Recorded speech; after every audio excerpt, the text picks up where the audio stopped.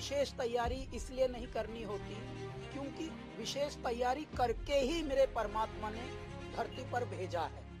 कहते हैं ना कि ये तो अपने जन्म का लेकर आया है, जिन्हें प्रोडिजी भी कहा जाता है। अब जैसे मैं उदाहरण के लिए देता हूँ कि अब पहले राजनीति में बहुत सारे लोग पहले भी रहे हैं, पहले भी आई हैं ऐसी क्रांतिकारी बदलाव, लेकिन जो अब आ रहे हैं, जिस तरह से अब हो रहा है, जहाँ पर संस्कृति भी, हमारी आध्यात्मिक धरोहरों को भी, हमारे भारत की परंपराओं को भी, हमारे भारत के विकास को भी, विकसित भारत की परिकल्पना को मूर्त रूप करना भी अब जैसे कर रहे हैं अब सत्ताधारी लोग, पहले भी करते थे, लेकिन अब के जो कर रहे हैं वो तैयार होकर आए, उनकी ट्रेनिंग जो है परमात्मा ने ऑलरेडी कर दी। अपने अपने क्षेत्र में जिन जिनको मेरे ईश्वर ने चुना है, उनको चुना ही इसलिए है कि जैसे ही कॉल आए मेरे दाता की, जैसे ही परमात्मा अचानक आपको जिम्मा सौंपे, ये उत्तरदायित्व अब आया, अब आपको कुंभ के लिए जाना, अब आपको भगवान राम के प्राण प्रतिष्ठा मंदिर हो रही है उसके लिए जाना, अब आपको फला प्रयोजन के लिए जाना। बस आप अपने व्यस्ततम जो आपका जीवनचर्या है उसमें भी अचानक बस जुड़ जाते हैं, वो एक रथ आपसे परमात्मा यहाँ उगलवा लेते हैं, एक और रथ आपको उगलवा दिया गया महाकुंभ संगम नाम, जिसकी चारों ओर चर्चा भी चल रही है और चारों ओर से बड़ों का आशीर्वाद मिल रहा है, छोटों का प्यार मिल रहा है,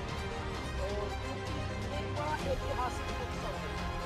एक सनातन का एक ऐसा ऐतिहासिक उत्सव है जो आज की संपत्ति के लिए फर्स्ट एंड लास्ट उत्सव है। 144 वर्ष के बाद जो प्लैनेटरी पोजीशंस हुई हैं, जो जिस तरह से ग्रहों की जो स्थिति बनी है, उस ग्रहों की स्थिति से जो ऊर्जा का संवर्धन और पोषण हो रहा है, ये इस वाले महाकुंभ को जो भी दर्शन लेगा, जो भी इस महाकुंभ का साक्षी दृष्टा बनेगा, वो ये वाला लक्ष्य उसके लिए प्रथम और अंतिम ये होगा, क्योंकि 144 वर्ष का तो कोई जीता नहीं भौतिक संसार में, तो इसलिए ये बहुत ही विशेष, बहुत ही महत्वपूर्ण और बहुत ही अद्वितीय, अविस्मरणीय और अप्रतिम, अलौकिक एक जनमानस के लिए, एक सामान्य आत्मा के लिए होने वाला है। ऐसे में यदि आपने कैलाश खेर को चुना कि चलो ये एक स्तुति गीत गाना है महाकुंभ के, जो पूर्ण महाकुंभ आया है 144 वर्ष के बाद, और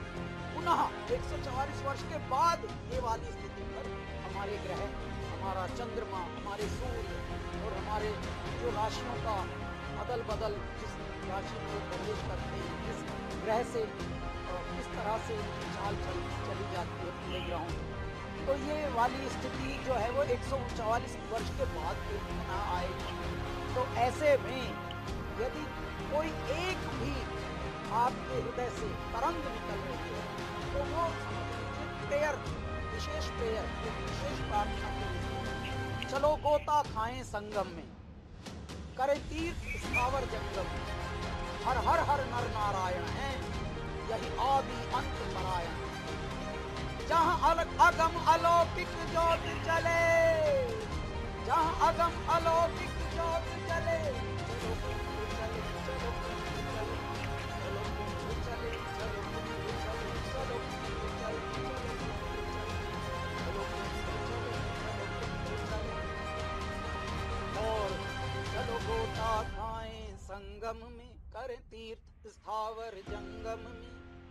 हर हर हर नर नारायण है, यही आदि अंत परायण है, जहाँ अगम अलौकिक ज्योत जले, चलो कुंभ चले, चलो कुंभ चले, चलो कुंभ चले, चलो कुंभ चले, और अंजुलि में भरकर इस जल को हम अमृत से भर जाएंगे,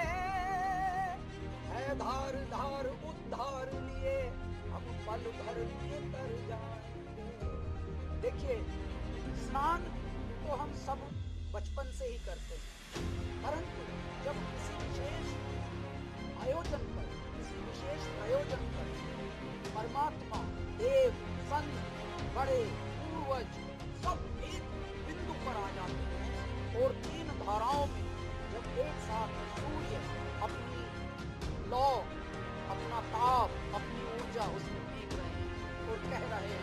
आओ सृष्टि वालों, आओ भारत वालों, आओ धर्मावलंबियों,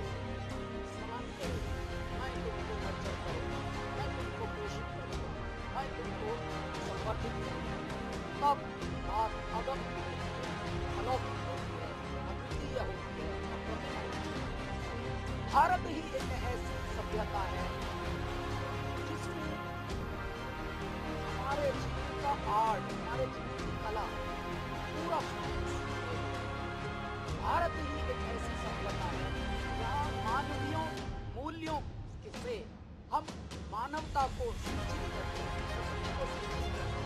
प्रकृति हमें पोषित करती है, हमें पालती है और हम इसके रखवाले बनते हैं।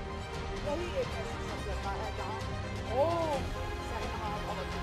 सहनौ सहवीर्यं भवावहै यस्मावधीतमस्तु मा विद्विषावहै। हम सबको साथ लेकर होता क्या है, चांद सूरज पृथ्वी ना बदले, ना हवा ना पानी, बदल गए विद्वान देश के, यूं आ गई है हानि। बहुत अमीर बन रहा है मनुष्य, बहुत धनवान बन रहा है मनुष्य, बहुत बड़े बड़े कीर्तिमान रच रहा है मनुष्य, परंतु साथ ही साथ अहंकारी भी हो रहा है। आपको पता है ये पृथ्वी, ये संसार, ये ब्रह्मांड एक नाव की तरह है। जैसे परमात्मा ने कटोरे में पूरी धरती रची, उस कटोरे में अगर छेद हो जाए तो पूरा कटोरा डूबेगा,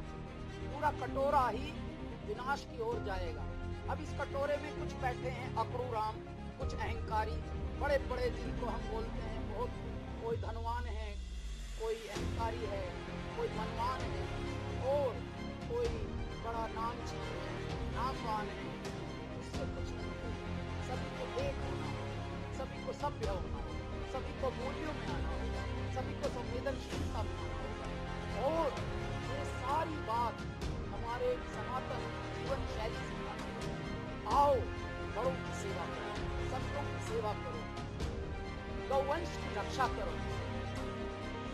माता पिता की सेवा करो, प्रकृति की सेवा करो। सेवा ही परमात्मा का सुमिरन है।